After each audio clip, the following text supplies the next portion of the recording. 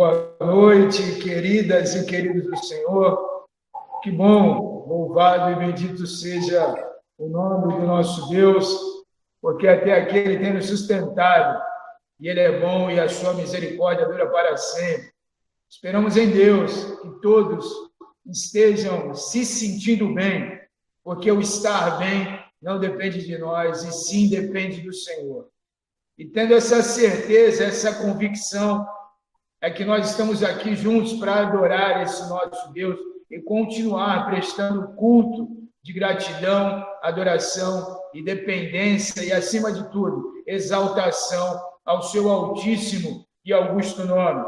Davi nos ensina isso de forma brilhante.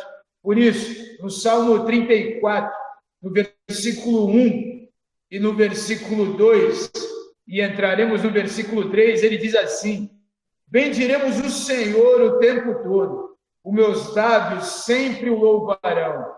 Minha alma se gloriará no Senhor. Ouçam os oprimidos e se alegrem. Proclamem a grandeza do Senhor comigo. Juntos exaltemos o seu nome. E que, de fato, os nossos lábios bendigam o Senhor. E se em algum momento nós nos sentimos oprimidos, devemos nos alegrar. E juntos, nesta noite, proclamemos a grandeza do Senhor juntos. Esse é o convite que nós fazemos a todos que nos acompanham nesta noite. Vamos juntos bendizer o nome do nosso Deus. Como é bom louvar, exaltar, glorificar nosso Deus único que se revela na pessoa do Pai, do Salvador Jesus, o Filho amado, e do Espírito Santo que nos convenceu do pecado, da justiça e do juízo e que nos selou para o dia da nossa redenção. Ouvindo esses cânticos, eu recordo das palavras do salmista Davi, no Salmo 27, verso 1. O Senhor é a minha luz e a minha salvação. De quem terei medo? O Senhor é a fortaleza da minha vida. A quem temerei? Esse é o nosso Deus. É o Deus a quem Davi servia. É o Deus a quem nós servimos. E nós precisamos confiar verdadeiramente no Senhor e deixar o Senhor trabalhar as nossas vidas, remover das nossas vidas tudo quanto não presta e encher as nossas vidas da soberana, da maravilhosa, da graciosa ação do Espírito Santo. Nós estaremos intercedendo nesse instante. Temos vários motivos de oração. E onde você estiver com fé, esteja apresentando o teu pedido diante do Senhor. Estarei intercedendo por alguns pedidos, mas também estarei intercedendo por sua vida, por sua família nesse instante. Bendito, poderoso, amado Senhor, nosso Pai Celestial. Nós te louvamos, nós te exaltamos, nós te glorificamos pelo privilégio, pela alegria, pela satisfação de prestar culto ao Senhor. O Senhor é digno de receber, ó Deus, o nosso culto, a nossa adoração. Nós, ó Deus, temos esse privilégio, esta oportunidade que o Senhor nos confere e nos concede. Não somos dignos em prestar culto ao Senhor, mas, ó Deus, através da tua graça, misericórdia e da ação do Espírito Santo, tendo fé em Jesus como Senhor e Salvador, o Senhor nos concede esse privilégio de prestar culto ao Senhor, que sim, o Senhor é digno, somente o Senhor é digno. Ó Deus, nós somos indignos, e nós temos a dignidade de estar em tua presença, não por nossos méritos, tu sabes, mas por tua graça, bondade e misericórdia e pelos méritos de nosso Senhor e Salvador Jesus, que morreu e ressuscitou para nos dar vida eterna. Por isso nós te louvamos e nós te agradecemos e te exaltamos, Pai, porque por essa graça inefável, por esse imenso amor, por essa grande misericórdia, o Senhor nos possibilita a oportunidade de cultuar ao Senhor, mas também de apresentar ao Senhor as nossas necessidades, de apresentar ao Senhor as nossas petições, na certeza de que o Senhor nos ouve e na certeza de que somos abençoados pelo Senhor.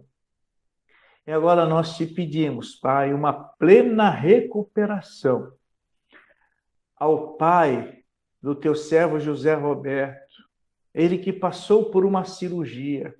A boa mão do Senhor conduzindo a cirurgia, conceda a plena recuperação e abençoa em nome de Jesus. Tenhamos notícias alvissareiras, notícias, ó Deus, que o teu nome venha constantemente ser glorificado através de motivos de gratidão de nossa parte. Nós te agradecemos por tudo, Pai, mas queremos especificamente nessa situação te agradecer por uma excelente recuperação na vida do pai do teu servo José Roberto e, acima de tudo, que ele tenha Jesus como Senhor e Salvador. Pedimos, ó Deus, pelo tratamento do Vitor, que o Senhor esteja abençoando a saúde desse jovem. Ó Deus, que o seu corpo seja hidratado, que toda moléstia, toda enfermidade, o Senhor mande embora em nome de Jesus. Esse jovem tendo uma plena recuperação, também o seu irmão Guilherme.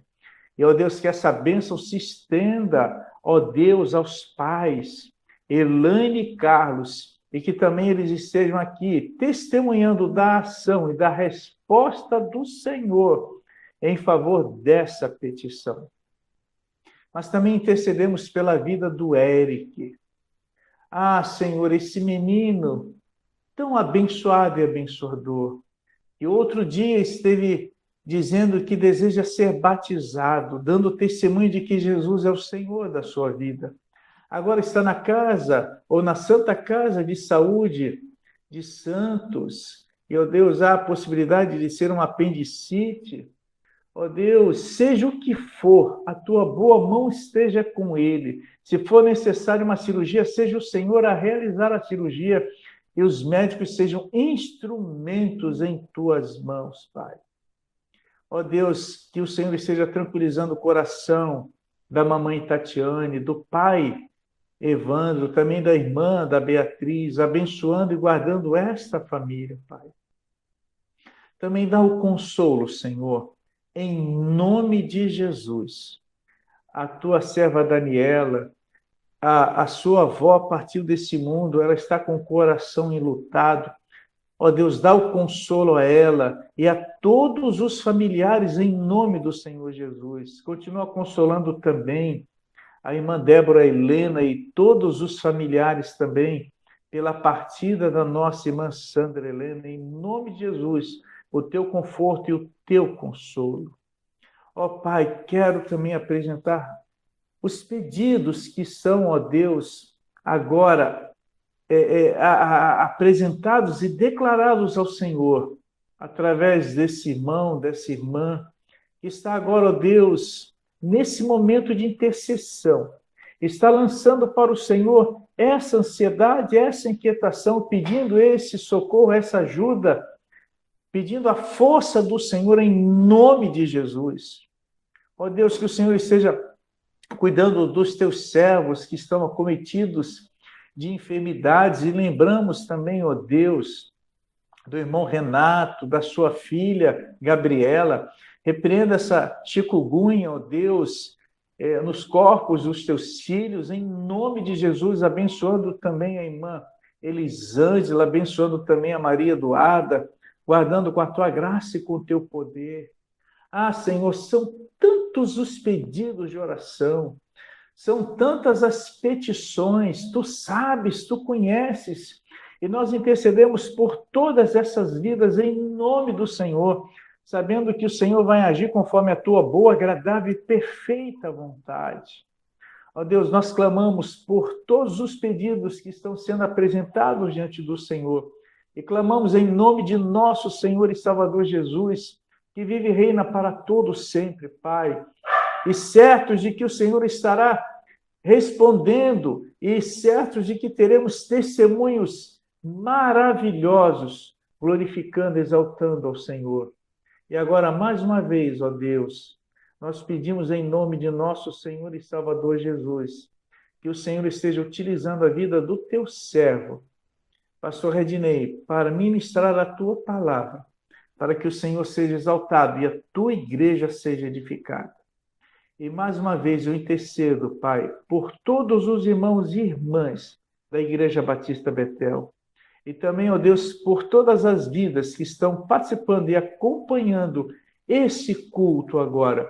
Oramos agradecidos e o fazemos em nome de nosso Senhor e Salvador Jesus. Amém.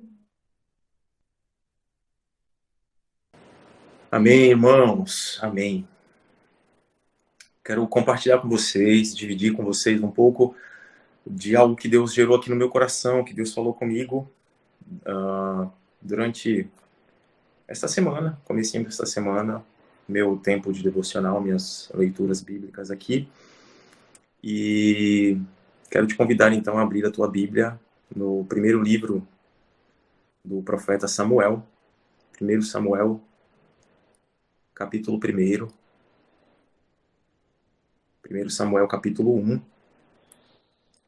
Eu vou ler com os irmãos e com as irmãs do versículo 1 até o versículo 20, tá bom? Mas a gente vai meio que dar uns saltos aqui nas escrituras, de forma geral, dentro do próprio livro de Samuel. O tema da mensagem de hoje é Samuel, uma oração respondida e uma nação transformada. Tá?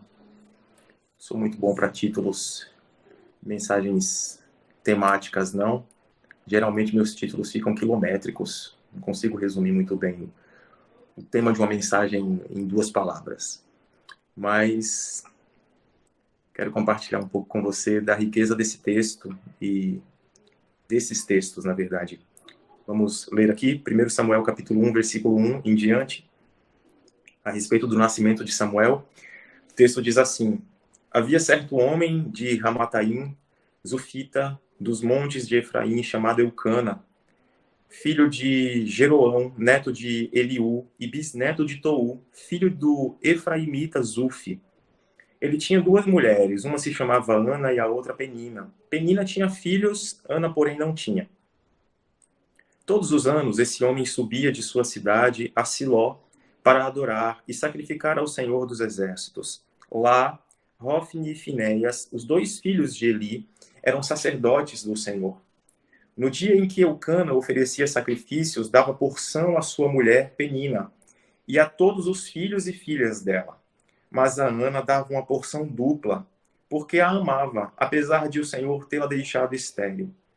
E porque o Senhor a tinha deixado estéril, sua rival a provocava continuamente, a fim de irritá-la. Isso acontecia ano após ano.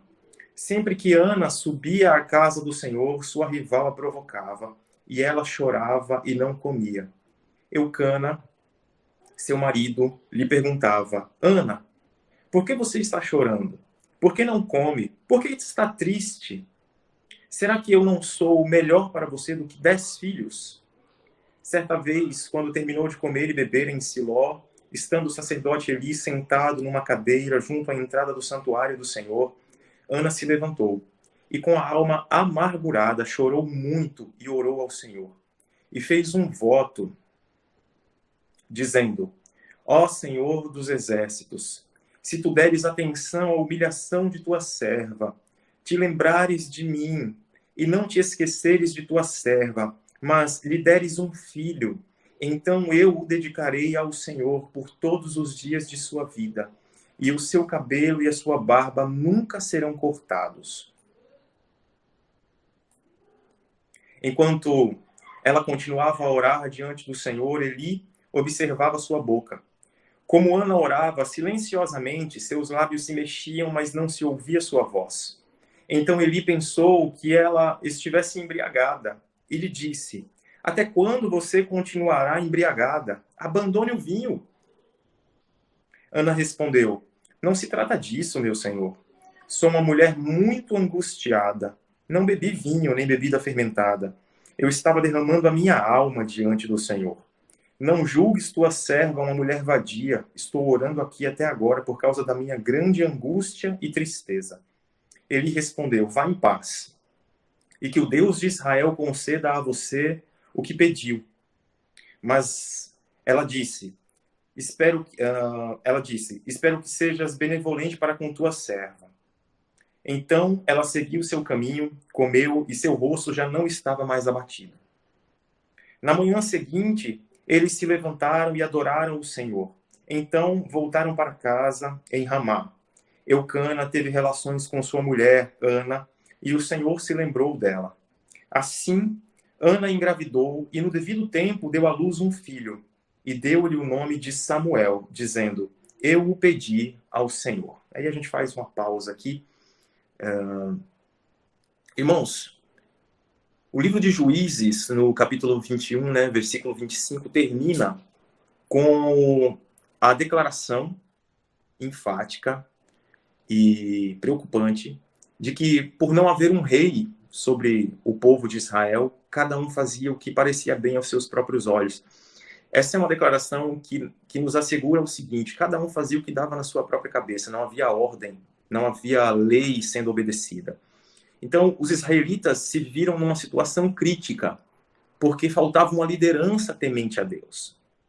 O sacerdócio estava corrompido, o Senhor já não se comunicava constantemente com o seu povo. Se você abrir aí a sua Bíblia, no capítulo 3, aqui de 1 Samuel, no versículo 1, você vai ver o texto nos dizendo o seguinte, o menino Samuel ministrava perante o Senhor sob a direção de Eli. Naqueles dias, raramente o Senhor falava, e as visões não eram frequentes. Queridos, isso significa que o povo vivia sem contato com Deus, apesar da presença do templo em Siló, apesar do tabernáculo, um tabernáculo ali improvisado, que já tinha algumas estacas, que não era simplesmente uma tenda armada, já tinha algumas divisões, inclusive uma divisão capaz de receber visitantes, como Ana, como Eucana, como o próprio Samuel, que vai habitar ali naquele lugar. Então, esse templo, ou esse santuário, esse tabernáculo ali, erguido em Siló, ele já tinha uma certa estrutura, mas o que ele não tinha, apesar de toda a sua estrutura, era a presença de Deus sendo manifesta de forma concreta, real no meio do seu povo. Capítulo 3, versículo 1 nos diz que o Senhor raramente falava com o povo, raramente falava com o seu povo, e as visões já não eram constantes, ou seja, o sacerdócio, o ministério sacerdotal, a vida da liderança espiritual do povo de Israel estava tão comprometida que, por causa desse comprometimento, por causa dessa negligência, por causa da falta de um líder de Deus, de um homem de Deus no meio daquele povo, e, obviamente, por causa da dureza de coração do próprio povo, das atitudes desse próprio povo, o Senhor havia se afastado. A presença do Senhor havia se distanciado do relacionamento com o seu povo. A lei de Moisés, como consequência, sempre que um povo se afasta de Deus, ele se afasta da obediência a Deus. E por isso o Senhor se afasta desse povo. A lei de Moisés também era ignorada por toda a terra, por todo o povo de Israel. E como fez em várias outras ocasiões, meus irmãos e minhas irmãs, Deus intervém para resolver essa situação enviando um bebê. Isso acontece com José, isso acontece com Jesus, isso aconteceu com Moisés, isso está acontecendo aqui mais uma vez através de Samuel. Para tornar esse acontecimento algo ainda mais extraordinário, como se já não fosse bastante, Deus escolheu uma mulher estéril para ser mãe desse profeta, desse novo líder que estava por surgir. E da mesma forma como fez quando enviou Isaac para Sara, ou quando enviou Jacó e Esaú para Rebeca, e José para Raquel, E como se ainda não fosse bastante, Deus escolhe um lar dividido. Porque a gente acabou de ler no capítulo 1 que o cenário era não de um ambiente estruturado, familiar, saudável, mas de um lar dividido. Um marido que tinha 2 esposas, a gente vai falar um pouquinho sobre isso daqui a pouco, e uma dessas esposas, no caso Penina, muito provavelmente a segunda esposa, Ana devia ser a primeira, Penina, com todos os seus filhos ali, desdenhava, Penina zombava, Penina tripudiava de Ana. Então, qual é o ambiente que Deus escolheu para começar uma mudança na vida do seu povo? Foi um ambiente de espiritualidade perdida, de frieza espiritual, de distanciamento espiritual, de falta de uma liderança ou de um governo segundo os padrões de Deus. Foi o ambiente de total desobediência à lei de Deus. Foi o ambiente de um povo também distante de Deus. Foi o ambiente de uma casa, um lar não tão bem estruturado quanto a gente imagina ou quanto a gente imaginaria se nós fôssemos escolher um ambiente ideal. E Deus ainda escolhe uma mulher estéril para começar uma mudança. Esse é o cenário adverso que o Senhor escolheu para começar a fazer algo diferente na vida do povo, que ele também escolheu. Falando um pouco a respeito de Eucana, o próprio capítulo 1 aqui que nós lemos, os primeiros versos, vai nos dizer um pouco a respeito de Eucana. Eucana era um levita e um coatita, né, da família de Zuf. Depois, se você quiser dar uma olhada, vai lá para 1 Crônicas, capítulo 6, do versículo 22 ao versículo 28, e também do verso 34 ao verso 35. Vai ter um pouquinho mais falando sobre a família de Zuf, sobre esses coatitas. Naquela época, os levitas se encontravam bem espalhados por toda a face da terra, e sempre era necessário que eles fossem a Siló para trabalhar ou para ministrar no tabernáculo. Eucana vivia em Ramá, na fronteira entre as tribos de Efraim e de Benjamim. Samuel nasce em Ramá, 1 Samuel capítulo 1, que versos 19 e 20, Samuel vai nascer em Ramá e vai viver em Ramá durante toda a sua vida, onde também será sepultado quando morrer. Então, toda a vida, nascimento e ministério de Samuel acontecem em Ramá. Com exceção, irmãos, do fato de Eucana ter 2 esposas, né, o que até era permitido, até era comum no Antigo Oriente Próximo, Eucana dá a impressão de ser um homem bom e temente a Deus. Porque, ao que parece, como eu falei, Ana era sua primeira esposa, e quando ele viu que Ana era estéril, para não ficar sem descendência, Eucana então toma Penina como sua segunda esposa para ter uma família. Acho que a grande questão aqui é como um homem que é fiel ao Senhor, apesar do costume permitir da bigamia ou do divórcio não serem necessariamente proibidos pela lei de Moisés, depois você pode dar uma lida em Deuteronômio 21, do versículo 15 ao versículo 17, e Deuteronômio 24, do versículo 1 ao versículo 4, que vai falar um pouquinho sobre essa questão da bigamia e também do divórcio. Tá? E Marcos capítulo 10, de 1 a 9, fala bastante sobre o divórcio também. Enfim, mas apesar de não ser uma proibição, a gente tem muito claro, desde o princípio da criação, homem e mulher, macho e fêmea, por toda a Escritura, inclusive no Novo Testamento, para não falar que é uma coisa só do Antigo Testamento, inclusive no Novo Testamento, nós temos muito claro o princípio de que o casamento foi feito para ser entre um homem e uma mulher. Bigamia não era o propósito original de Deus. Mas por causa dos próprios corações endurecidos, assim como o divórcio, esse costume vai se expandindo. Então, a pergunta é, por que um homem que tudo leva a crer que era temente a Deus, como Eucana, não fez aquilo que Abraão fez?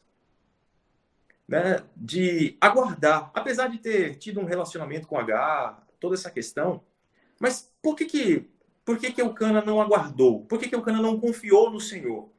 Por exemplo, não é o centro da mensagem de hoje, mas sempre vale a pena pensar em alguns pontos, né? Tendo Eucana conhecimento das tradições, dos patriarcas, dos antepassados, sabendo o milagre que Deus já havia realizado em mulheres estéreis, que nós acabamos de citar aqui, Raquel, Sara, vendo o milagre que Deus foi capaz de promover na vida de Sara, trazendo para Abraão, o pai da fé, o filho da promessa, por que Eucana não foi capaz de permanecer fiel a Ana e dizer assim, querida, vamos aguardar e vamos buscar no Senhor? parece que era mais cômodo, apesar de ser um homem aparentemente temente ao Senhor, buscar logo uma segunda esposa, né? Conselho da própria Sara para Abraão, para que essa família pudesse se desenvolver ali rapidamente. Queridos, o problema é que esses atalhos que nós tomamos, eles sempre dão errado. Sempre. Isso é regra. Não tem para onde fugir. Quando a gente tenta ajudar a Deus, a gente só atrapalha. A gente só se atrapalha, porque atrapalhar o Senhor a gente não consegue. Mas a gente se atrapalha todo. Enfim, essa é uma questão para a gente pensar. De forma geral, Eucana parece ser um homem temente ao Senhor. A gente vai ver mais uma característica de Eucana daqui a pouco, mas eu não vou pular o assunto, porque senão a gente vai atropelar os fatos aqui narrados, né?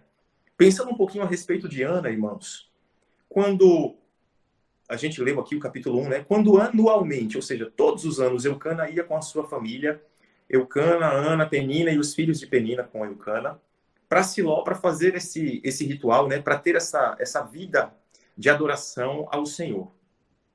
E a viagem, que deveria ser um acontecimento de alegria, de festejo, de adoração, para Ana, irmãos, na verdade era um martírio, era uma via crucis, porque a gente vê o texto nos dizendo que todos os anos que eles faziam essa peregrinação, eram, na verdade, uma grande oportunidade para que Penina zombasse da esterilidade de Ana. Ainda que Eucana, no momento da oferta, do sacrifício, desse para Ana uma porção dobrada, meio que tentando compensar a falta de um filho para ela, né? Ele dava a porção para Penina, dava a porção para os filhos de Penina, então ele tinha que dividir muito bem aquele sacrifício e, matematicamente, a maior parte do sacrifício ia para Penina e para os filhos dela. Ana ficaria, se fosse seguir a regra, né? Ana ficaria com um pedaço para sacrificar, para oferecer como sacrifício. Eucana tentava diminuir essa humilhação de Ana, oferecendo para ela uma porção maior para que ela pudesse oferecer ao Senhor. Irmãos, isso é lindo. Não só a atitude de Eucana de tentar valorizar a mulher que ele amava, porque Ana é muito provavelmente a primeira esposa dele, então era a mulher a quem ele amou primeiro. Isso tem uma força muito grande no relacionamento dos dois. Mas é lindo porque logo em seguida a gente vai ver a ligação desse sacrifício aqui contido e representado pela oferta que Eucana dava para que Ana entregasse ao Senhor. Então, de qualquer forma, irmãos, esse era um tempo muito difícil. Ele dava uma porção mais caprichada para Ana, para que ela distribuísse, para que ela ofertasse ao Senhor, mas ainda assim isso não diminuía a humilhação e o desprezo, o desrespeito que Ana enfrentava. Ana lidava com a afronta de Penina, mas o que chama atenção é que a forma como Ana lidava com essa afronta, com essa zombaria, não era pagando mal com mal, não era devolvendo na mesma moeda, não era olho por olho, dente por dente. Ana, cujo nome significa mulher cheia de graça, lidava com as afrontas, lidava com a perseguição, com a zombaria de Penina com graça. Queridos e queridas, ainda não é o ponto central dessa mensagem, mas acho que vale a pena a gente observar a atitude de Ana e ver que é possível passar por afrontas, por problemas, por dificuldades, por tribulações, enfrentar dificuldades de relacionamento com pessoas atribuladas, né? Se em alguns momentos a gente podia dizer incircuncisos da vida que surgem no nosso caminho para nos provar, para nos levar ao limite. Ana é um ótimo exemplo disso, porque ela agiu com graça para com alguém que queria ver a sua desgraça, que não dava tréguas para ela. Ela agiu com graça. Ela, em momento algum, transformou o ambiente familiar dela em um ringue. Ela lidou com as provocações de forma muito, muito admirável. Por mais injusta que fosse aquela situação, e de fato era injusta, o que ela enfrentava no trato, na lida com Penina, ela nunca expressou a sua angústia, e olha que o texto diz que ela estava angustiada, profundamente amargurada, triste a ponto de perder o apetite. Era nos nossos dias a gente pode dizer que era um princípio depressivo que Ana estava começando a enfrentar aqui. Princípio depressivo. E aí, amados e amadas do Senhor, como é que nós lidamos biblicamente com um princípio depressivo? Olhe para o exemplo de Ana e veja como um cristão pode lidar com princípios de depressão. É óbvio, existem casos que são clínicos, são médicos, deficiências hormonais que influenciam muito nessa questão emocional. Se esse é o caso, nós precisamos de um tratamento médico. Deus usa os médicos, usa a medicina. Não sejamos irresponsáveis ou negligentes. Mas aqui, como em muitos casos à nossa volta, a questão não era essa. Era uma questão de dificuldades, de problemas, e remédios só mascaram problemas. Mas eu não vou falar sobre isso, também não é o foco da mensagem de hoje. Irmãos, a forma como Ana lidou com as pressões à sua volta, com graça, foi lindo, porque ela não terminou de piorar o seu ambiente familiar. O que ela fez foi chorar diante do Senhor e buscar a ajuda do único, capaz de reverter aquele quadro. Que quadro? Opressão, zombaria, afronta e esterilidade. Opressão, zombaria, afronta e esterilidade.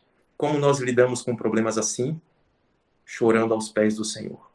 Como nós lidamos com uma alma amargurada, profundamente entristecida, que tira o nosso apetite, que chega a saquear o nosso corpo e o nosso coração, chorando aos pés do Senhor. Eu tenho convicção de que Ana certamente se lembrou do que o Senhor fez em favor de Raquel, em favor de Sara. E eu tenho convicção de que Ana vai fazer o que fez, procurar ao Senhor, justamente porque ela era uma mulher que conhecia os feitos do Senhor da antiguidade. Irmãs, irmãos, quando nós conhecemos aquilo que Deus já fez ao longo da história, da revelação de Deus, no decorrer dos séculos, nós encontramos forças, encontramos razão para crermos, encontramos um arrimo para a nossa fé, um lugar onde nós podemos apoiar os nossos pés e permanecer ali.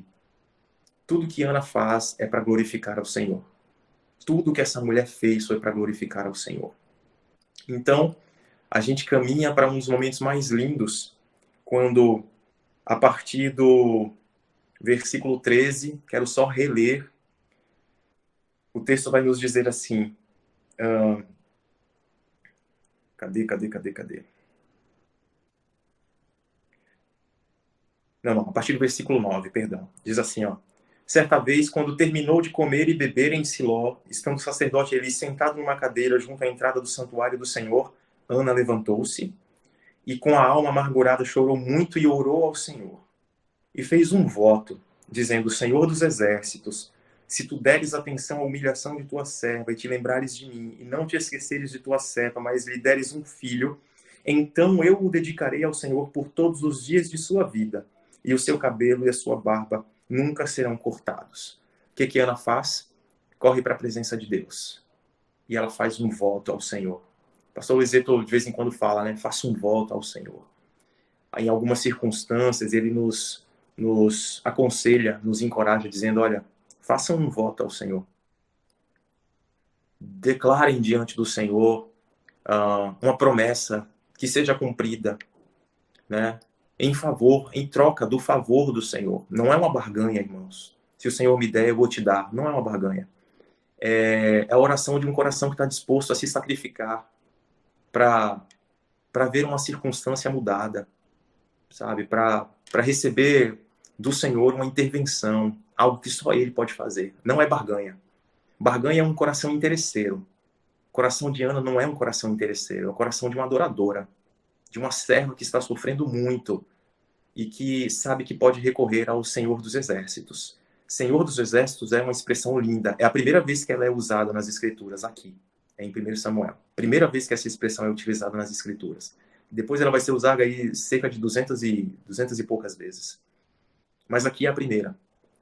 E é a declaração de alguém que sabe que o Senhor governa os exércitos celestiais, os exércitos angelicais. Ele governa as estrelas, o céu, o mar, ele governa tudo. Ele é o Senhor de todos os exércitos existentes. ou que ele queira trazer à existência. É uma declaração linda de quem sabe quem Deus é. Então Ana está ali, largada, derramada na presença de Deus. Então, durante uma dessas refeições em Siló, Ana deixa a sua família e vai ao tabernáculo orar. O futuro de Israel estava mudando naquele momento. O futuro de Israel estava mudando no momento em que uma mulher frustrada, decepcionada, entristecida, humilhada, amargurada, parou o que estava fazendo e foi colocar todos esses sentimentos aos pés do Senhor, na presença do Senhor no tabernáculo. Ela para o que está fazendo, ela sai de perto das pessoas que estão à sua volta e ela simplesmente vai orar ao Senhor, colocando tudo isso aos pés do Senhor. Quanta coisa, e meu irmão, minha irmã, quanta coisa depende apenas da oração de homens e mulheres fiéis que, mesmo em situações desconfortáveis, deixem algumas coisas de lado e vão buscar ao Senhor, que as ouve e que tem planos perfeitos para executar. Irmãos, quantas coisas o Senhor pode fazer em nossa vida e no meio do nosso povo, a partir de pessoas que parem o que estão fazendo, se distanciem de algumas pessoas que às vezes só tentam atribular ainda mais a sua alma e vão buscar a presença do Senhor, a fim de que esse Deus que tem planos perfeitos possa ouvir essas orações e manifestar o seu poder. Ana fez isso. Ana fez exatamente isso. A oração de Ana, irmãos e irmãs, nos ensina muitas coisas. Eu quero destacar só duas, até por questão de tempo aqui. Meu Deus, já está quase lá. Até por questão de tempo. Primeiro, é possível que mesmo em momentos de profunda tristeza e alma amargurada, nós nos aproximemos do Senhor e que diante dele nós derramemos a nossa alma. Nos momentos mais difíceis da nossa vida, nós podemos nos aproximar do Senhor e derramar diante dele a nossa alma. As nossas lágrimas podem ser derramadas diante da presença dele. E devem. Segundo, Deus ouve orações que não são movidas por orgulho ou por vingança. Porque Ana podia ter orado com o coração repleto de desejo de vingança contra Penina. Mas essa não é a razão da sua oração. Ana se apresentou como uma serva, o texto vai nos dizer isso. Ela várias vezes se apresenta ao Senhor dizendo que é a serva do Senhor. Uma serva disposta a sacrificar o que Deus viesse a lhe dar. Lembra que eu falei sobre o sacrifício? Que Eucana dava para Ana uma porção dobrada para que ela pudesse oferecer ao Senhor em sacrifício? Sabe qual é o sacrifício que Ana mais quer oferecer ao Senhor? A resposta da sua oração. Um filho. Irmãos, Ana está dizendo ao Senhor que ela está disposta não só a sacrificar em oferta ao Senhor a carne daqueles animais que o seu esposo lhe dava para amenizar o seu sofrimento. Ana está dizendo ao Senhor em oração, olha o coração dessa mulher, ela está dizendo ao Senhor em oração que ela é capaz de sacrificar a convivência com o seu próprio filho se o Senhor lhe der. Porque ela quer glorificar ao Senhor com a resposta da oração que ela crê que o Senhor pode dar. Meu Senhor do céu.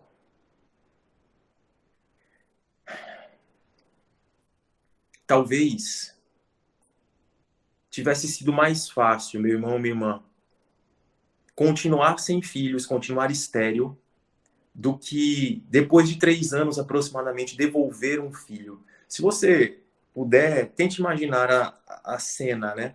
Você prefere ser como Ana e como Abraão, que tiveram de Deus uma intervenção milagrosa, recebendo um filho como presente, como milagre do Senhor, rompendo a esterilidade, rompendo, no caso de Abraão, a idade, contrariando tudo e se tornando um pai ou uma mãe.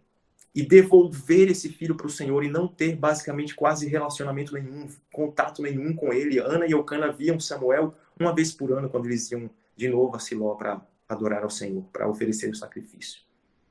Ou você prefere, ao invés de sacrificar essa criança como Deus pediu para Isaac ou para Abraão, você prefere permanecer sem filhos? É uma pergunta dificílima. Você prefere substitua o filho por alguma outra coisa? Você prefere não ter o que você está pedindo? Ou prefere ter e devolver ao Senhor depois de um curto tempo? É uma pergunta extremamente difícil. O fato é, meu irmão e irmã, que aquele momento foi tão supremo, aquele momento de oração de Ana foi tão supremo, tão sublime, que nem mesmo a maior autoridade religiosa ou espiritual de Israel conseguiu compreender. Eli, sacerdote, corrompido, junto com seus filhos, né? Mas Eli, texto do capítulo 1 vai dizer, que olhou para Ana e a única coisa que ele enxergou nela foi uma mulher embriagada. Ele não conseguiu entender o que estava acontecendo entre Ana e o Senhor. Tem gente que não entende aquilo que está acontecendo quando nós buscamos a Deus em oração, em intercessão, quando a gente começa a pagar um preço para viver algumas coisas sobrenaturais na presença do Senhor. Tem gente que não entende. Diz que é fanatismo, diz que é religiosidade, diz que é loucura. Tem gente que fala muitas coisas. A gente não pode dar ouvido para essas pessoas. Nem para as peninas da vida que se levantam e nem para alguns Elis que não conseguem entender o que está acontecendo entre nós e o Senhor. Porque só a gente e o Senhor sabe o que está passando.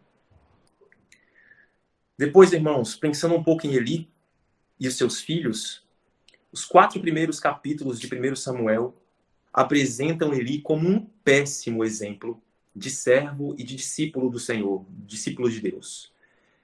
É até provável que Eli fosse um homem voltado para os seus próprios prazeres. Se você abrir o capítulo 4, verso 18, a gente tem uma grande evidência ali de que Eli é um homem interessado nos seus próprios interesses, no seu próprio benefício, ou no dos seus filhos, né? E ele, sem dúvida, se mostrava tolerante em relação aos pecados dos seus filhos, capítulo 2, verso 22 ao verso 36. Por que eu estou dizendo isso para você? Porque o sacrifício que Ana faz ao Senhor quando ela faz esse voto é dizer ao Senhor que se o Senhor der um filho, ela vai devolver esse filho para o Senhor para crescer no tabernáculo servindo e adorando ao Senhor. Isso, sem dúvida, passou por Eucana. A lei mosaica, irmãos, lá em Números capítulo 30, diz pra gente que o marido tinha o direito de cancelar, de anular um voto da sua esposa, caso ele não concordasse com esse voto. Então, quando a gente vê que a promessa ou o voto que Ana fez ao Senhor se cumpre, é porque a gente está vendo um homem e uma mulher, um casal, em sintonia. Eucana concordou com o voto de Ana. O filho que ele tanto desejou, da mulher que ele amava, ele concordou de ter pouco contato com essa criança. Porque esse homem também amava o Senhor. E porque ele amava a sua esposa. Então, agora imagine a seguinte cena. Eu quero tanto um filho, e eu oro ao Senhor para que o Senhor dê. E aí o Senhor dá, e eu devolvo esse filho ao Senhor para que ele trabalhe, sirva ao Senhor e adore ao Senhor no templo. Eu vou ter pouquíssimo contato com ele, ok. E aí eu olho para o homem que vai cuidar desse meu filho, e esse homem é Eli. E eu olho para os filhos de Eli, e o que eu vejo é desobediência, rebeldia, prostituição, porque o texto em 1 Samuel mais adiante vai dizer que os filhos de Eli se deitavam com as mulheres que auxiliavam nas portas do templo. Irmãos, você confiaria o seu filho ou a sua filha aos cuidados de um homem como Eli, um sacerdote cego não só fisicamente, mas espiritualmente, que não conseguia cuidar dos seus próprios filhos, que era negligente, condescendente com os pecados? De jeito nenhum. Quem é que vai cuidar de Samuel? Uma criança. O medo seria, vai ficar do mesmo jeito que os filhos de Eli. Eu não quero que Samuel seja um segundo Hófni. Eu não quero que Samuel seja um segundo Finéias. Eu não quero que Samuel seja um Eli da vida. Mas sabe o que acontece? Ana e Eucana mantêm o seu voto. Sabe por quê? Porque eles criam que Deus era poderoso o suficiente para guardar a vida, a integridade de Samuel, independente do que estivesse acontecendo à sua volta. E Deus realmente faz isso acontecer. Se você abrir aí no capítulo 3, versículo 19, o texto da palavra de Deus vai nos dizer assim, olha: enquanto Samuel crescia, o Senhor estava com ele e fazia com que todas as suas palavras se cumprissem.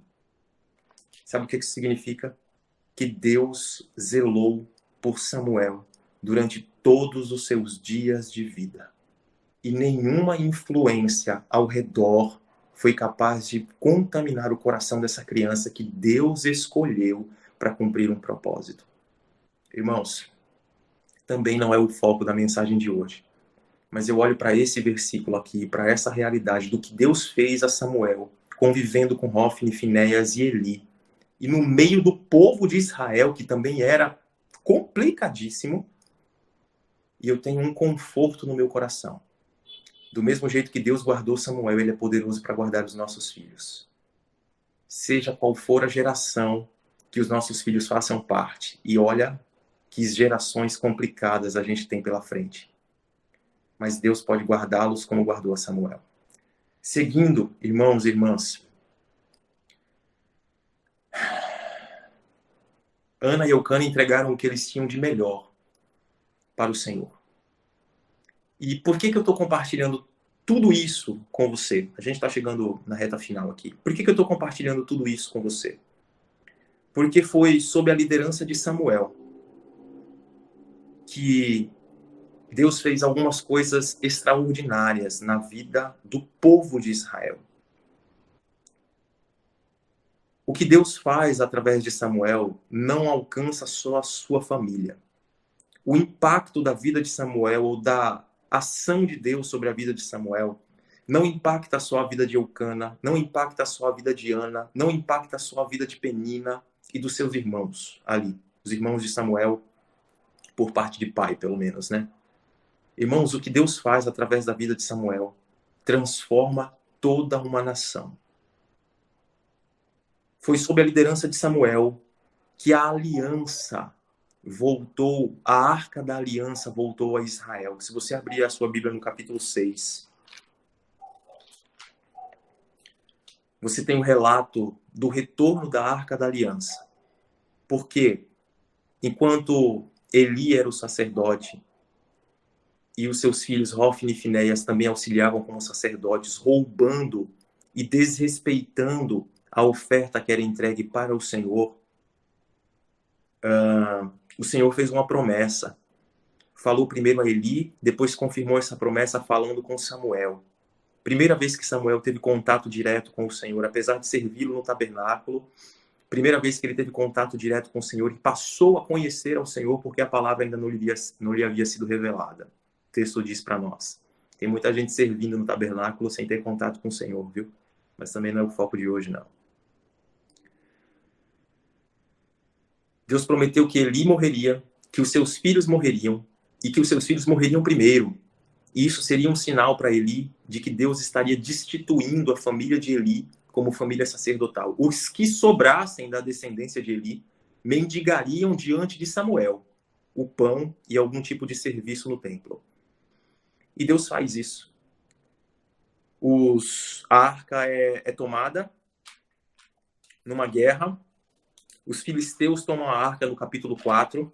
A arca é levada para Asdod e para Icrom. E aí a gente tem o deus Dagon caindo literalmente de cara diante da presença da Arca da Aliança. Essa arca é devolvida porque os filisteus não suportam a presença do Senhor. E depois da morte de Eli e dos seus filhos, é que a arca retorna para a presença do povo de Israel. Sabe o que isso significa? É debaixo da liderança de Samuel que a presença de Deus, ali representada na Arca da Aliança, retorna para o meio do seu povo. Foi sob a liderança de Samuel que o Senhor promoveu um avivamento no meio da nação de Israel. Não é só a arca que volta, simbolizando a presença. A presença volta, o culto volta, a adoração volta, a fidelidade do povo volta para com o Senhor através da liderança de Samuel. Se você abrir aí no capítulo 7, do versículo 1 até o versículo 4, você vai ver as escrituras nos dizendo o seguinte: os homens de Kiriat-Jearim vieram para levar a arca do Senhor. Eles a levaram para a casa de Abinadab, na colina, e consagraram seu filho Eleazar para guardarem a arca do Senhor. Versículo 2. A arca permaneceu em Kiriat-Jearim muito tempo. Foram 20 anos, e todo o povo de Israel buscava o Senhor com súplicas. E Samuel disse a toda a nação de Israel: se vocês querem voltar-se para o Senhor de todo o coração, livrem-se então dos deuses estrangeiros e das imagens de Astarote, consagrem-se ao Senhor e prestem culto somente a Ele, e Ele os libertará das mãos dos filisteus. Assim, os israelitas se livraram dos Baalins e dos postes sagrados e começaram a prestar culto somente ao Senhor. Deus promove um avivamento no meio da sua nação, a partir da liderança de Samuel. Foi sob a liderança de Samuel também que o Senhor destituiu um rei infiel, Saul, e levantou para si um novo rei, segundo o seu coração. Como o texto lá do capítulo 16 vai nos mostrar, Deus mandando Samuel ungir Davi.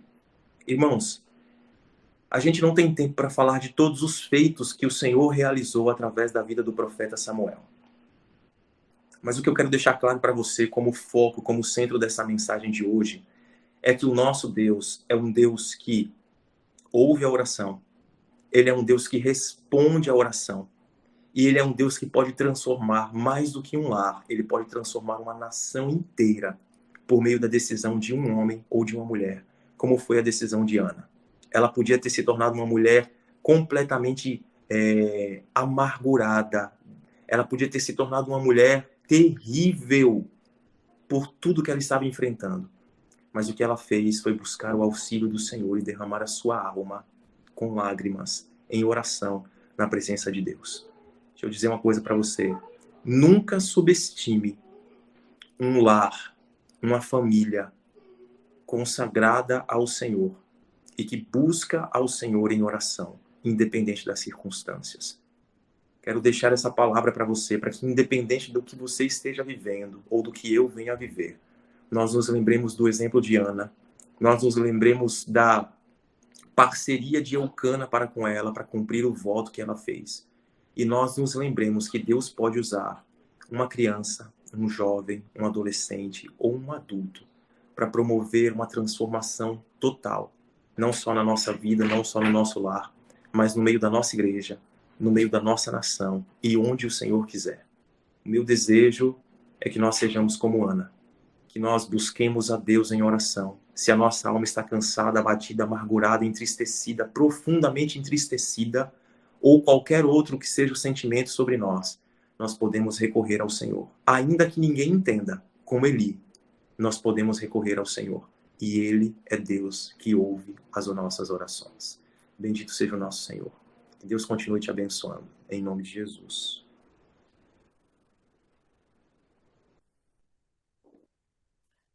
É sensacional. Às vezes o Senhor permite que nós cheguemos no limite e aí não tem mais nenhuma condição humana. A ação é completa dele. Tão somente pela vontade e pela obra dele. E aí ele realiza coisas maravilhosas. Louvado seja o nome do Senhor. Não é isso, Carlos César? E até as criaturas louvam ao Senhor. Né? E como diz o ditado, os cães ladram e a caravana passa. Né? Até as criaturas louvam ao Senhor. Né? Então, nesses tempos é isso. A gente pede, gente, deixa a cachorra presa, mas ela gosta de de estar do lado do Luizeto, do carinho do Luizeto. Mas não é isso, irmão Carlos César. Que bênção. Aproveita, meu irmão, meu amigo, depois dessa palavra tão linda e maravilhosa. Ore agradecendo ao Senhor. Fala também sobre a obra missionária e logo depois eu estarei impetrando a bênção apostólica. Amém, amém. Bendito seja o nome do nosso Deus, pela sua santa e poderosa e inerrante palavra, mais uma vez ministrada sobre as nossas vidas, com o propósito de que cada vez mais dependamos somente do Senhor, independente do momento e das circunstâncias.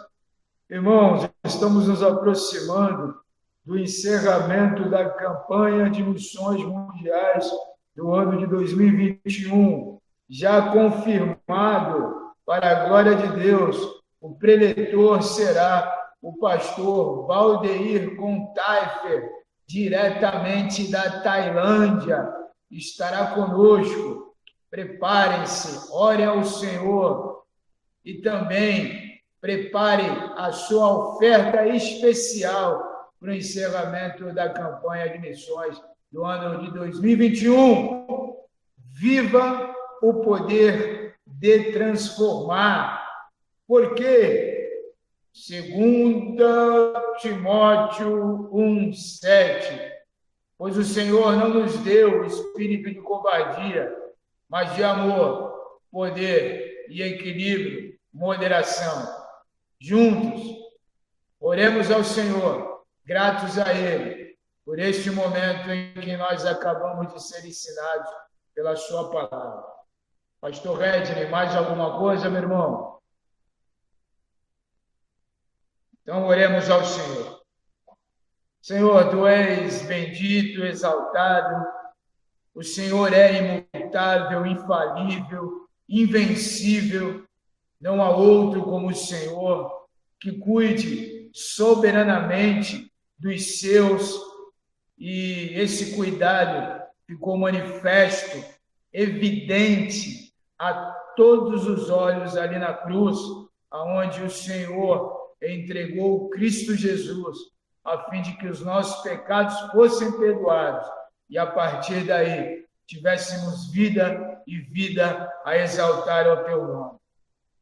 Ajuda-nos a manter essa palavra em nosso coração, a fim de que coloquemos em prática dos momentos que irão vir ainda, nas dificuldades que estamos enfrentando agora e que ainda enfrentaremos, porque essa é a certeza que Jesus nos diz: no mundo tereis aflições, mas tende bom ânimo. A certeza é que nós teremos aflições, mas o bom ânimo vem do Senhor, e o Senhor venceu o mundo, a fim de nos estimular, a fim de nos ensinar e a fim de mostrar quão grande é a Tua fidelidade. Perdoa os nossos pecados, dai-nos um restante de dia abençoado.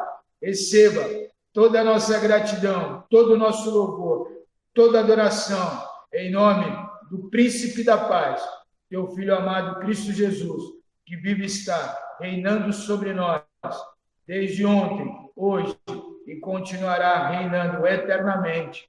Amém.